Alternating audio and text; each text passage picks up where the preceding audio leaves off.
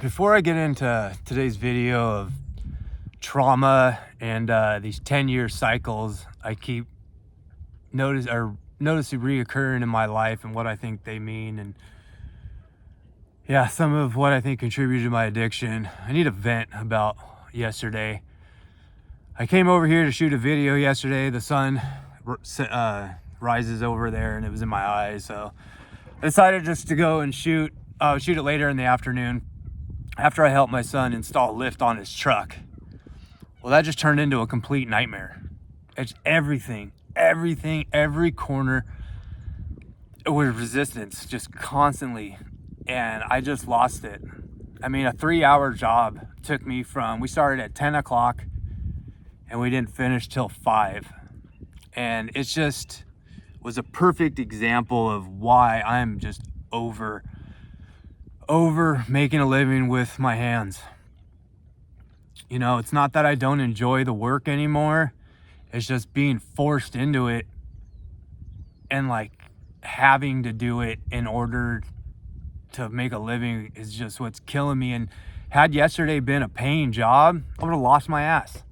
I would have lost my ass on that job because of all the issues. I had to travel 2-hour round trip drive just to go get the springs pressed on in my buddy's shop. Yeah, so I mean, we got it done. He's on his way out to California. Have a safe trip, Seth and Jasmine. Okay, so trauma and these 10-year cycles that I find reoccurring in my life and what I think they mean. So let's start with the first 10 years, obviously.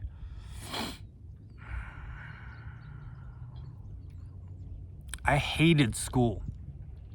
School was the one thing I could not stand. And, you know, the first couple of years of school when you're really young, it doesn't really matter. Kids don't, you're dumb and you're just learning to read and just learning to do math and do all those things. So it wasn't really a big deal. It wasn't until you get a little bit older and, they're calling on you to read in class and stuff like that. And it was embarrassing because I wasn't a strong reader. So I hated going to school. And I did everything that I could to cause an issue so I wouldn't have to go to school. Arguing with my mom, pretending like I was sick, getting in fights at school so I'd get kicked out. So I think a lot of this stemmed from that.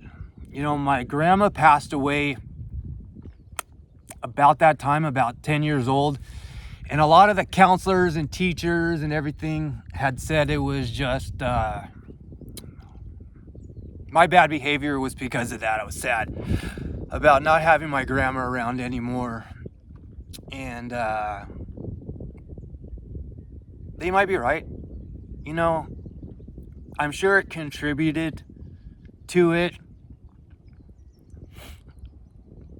But I just hated being forced into things that I didn't want to do, especially things that I wasn't good at. And I think that's what played a role the following 10 years. So now jump 10 years into the future. I'm now in my 20s, partying too much, drinking too much. Met my wife, and then we had a kid. 21, I had a kid. And now here I am again, forced into a responsibility that I never really wanted in life. Sorry, I'm cold, it's freezing outside. Forced into a responsibility that I never really saw in my future. Like, I never planned on having kids. I'm a pretty selfish person, so kids weren't really in my future. I was a big kid myself, so it was about me, I guess.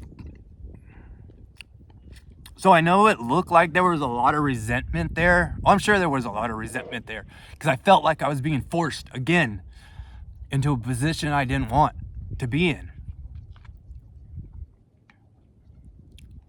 A couple years, that my son at the time, he was probably 2.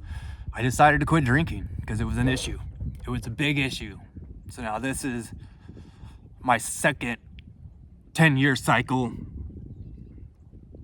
of, I guess, recovery again. I don't know.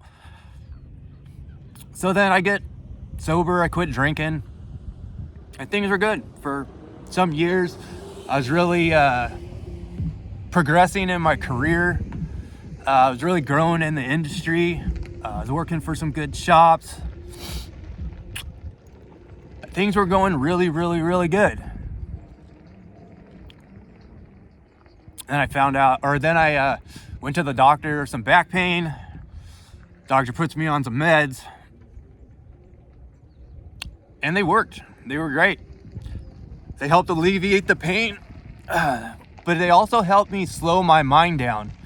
And one thing that a lot of people don't realize about guys like me with ADHD, and that chemicals like that can slow your mind down help a lot. Like, I was super focused and like super into my work, which made me work more, work hard. I got a lot of work done. I built a lot of bitchin' stuff really fast. I was really quick, really good at what I did. So in the beginning, they were really beneficial. Jump 10 years later. Now I have an opiate addiction and another kid on the way. Forced into more responsibility. Puts a lot of pressure on you, man. And I already had a drug addiction. I was already deep in it. And nobody knew. Nobody had any clue that I was taking as many painkillers as I was, that I was no longer getting them from only the doctor, but now getting them off the street. I kept trying to quit on my own every weekend. My wife was like, why every single weekend are you sick in bed with the flu? I was sick in the bed with withdrawals. My wife ain't stupid, so she Googles it, confronts me one day. Are you taking pills? Or taking too many pills? And I just broke down. Yep, I need help.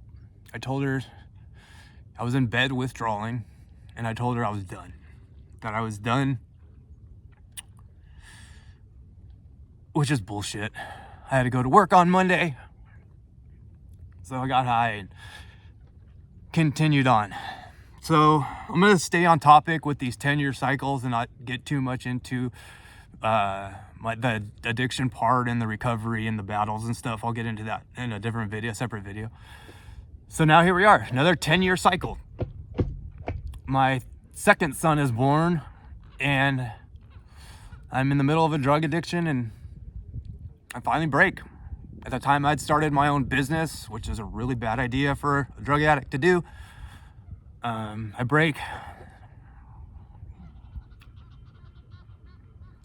I finally get sober, obviously. So now we're in this last 10 years of actually being off of heroin and trying to pick the pieces back up, again.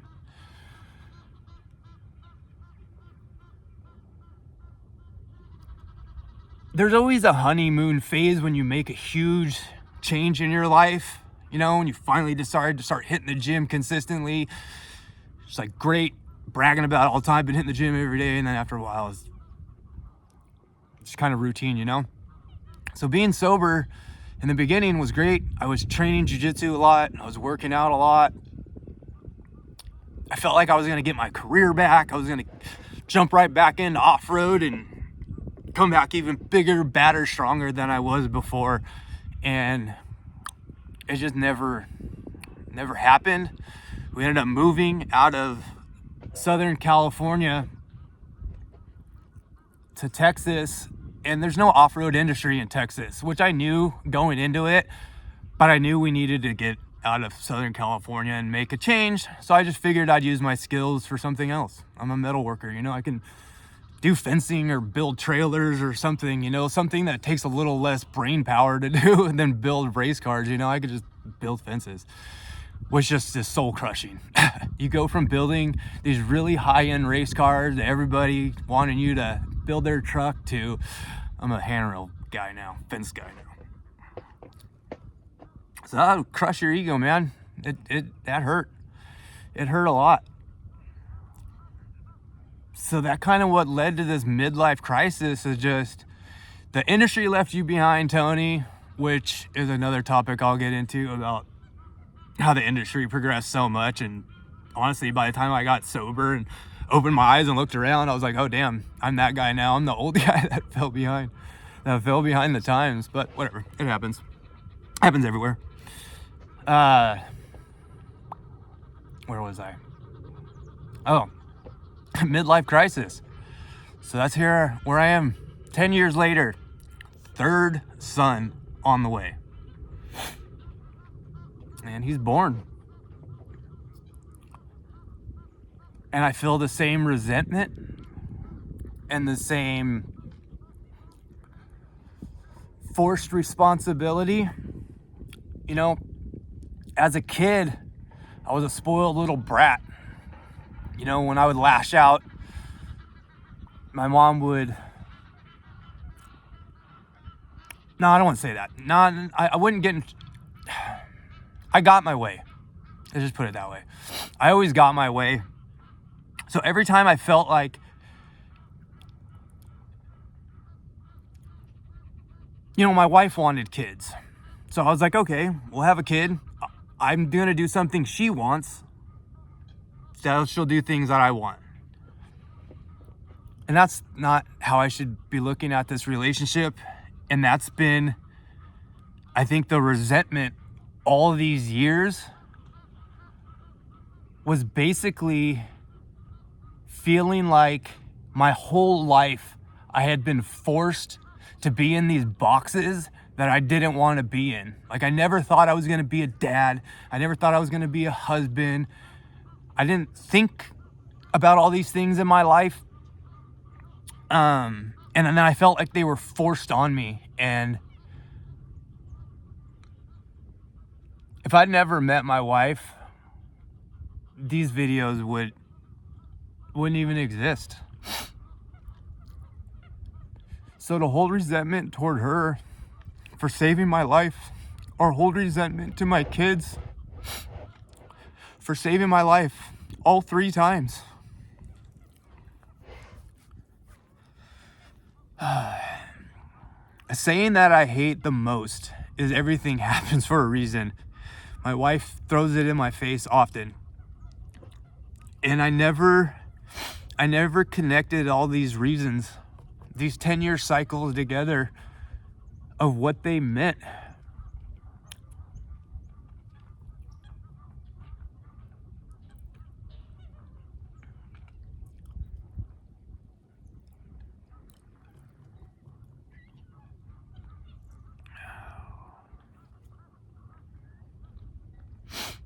I love my family very much. I love my kids to death. And I don't know why I have this chip on my shoulder anymore. I need to let go of that.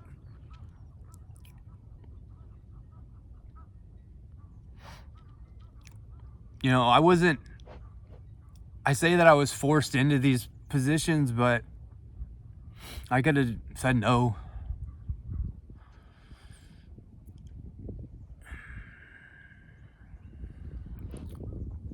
So I think these issues come from, and this is going to you parents, I'm going to go back to my childhood. And you know, I didn't want to go to school, so I'd get in trouble, so I'd get thrown out of school.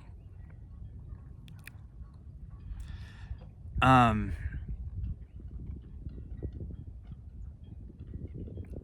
was a terror to my mom. She did everything she could to be what she thought was the right parent. I don't want to make this sound like my mom did the wrong things because she forced me to go to school every day. That's what parents are supposed to do. I think the issue is boys are different. Boys learn differently. Obviously, there's more information about all this stuff coming out now about boys and how they need to be taught differently. And, every boy now has ADD and whatnot. And she thought she was doing the right thing. And I got my way through beating her down. It wasn't like I threw a fit and said I want a new dirt bike and she ran out and got me a new dirt bike. It was battles until she finally caves. She did everything right, or everything to the best of her ability. When I was young and I first started getting in trouble, they said, he has ADD, put him on these meds. And the one thing my mom got right, which she did not put me on those medications. She took me to these little classes where you had to put these deals on your head and keep a light on the screen, to help you focus, which is, looking back at all this now, it's just silly. Seems to be the answer to everything these days is, this kid's bad, put him on some meds. This kid's sad, let's put him on some meds. Kid's overweight, let's put him on some meds.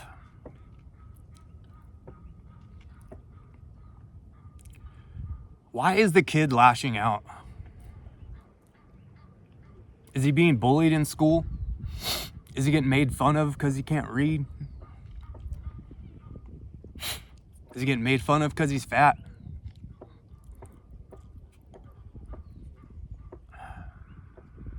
Young boys are tortured in these public government school systems. And I was one of those boys. I was tortured. Oh, man. And I think to hide from it all, I partied hard, complete narcissist. I wanted all the attention on me, so nobody paid attention to all my flaws. I wanted everyone to think that I was perfect and on top of the world and the baddest dude out there. But I wasn't. It was all fake. It was all tough guy act to hide from the fact that couldn't read, couldn't write. So, all this being said, I'm going to come back to this topic about young boys and ADD and adolescence and stuff like that, because I think that's the biggest lesson I have to teach from my life, is what I think went wrong. And I told myself that if my boys ever start with I'm sick, when they're faking sick in the mornings, or the I don't want to go to schools, or the getting in fights to get thrown out of school, if I start picking up those patterns, I 100% am pulling them out as fast as I can, because I don't want my son to suffer the way I suffered. And it wasn't my mom's fault. I want this to be very clear. It wasn't my parents' fault. They just didn't know. And now we do. So now maybe I can break this cycle and everything happens for a reason. So maybe in the next video we're gonna go over the reasons.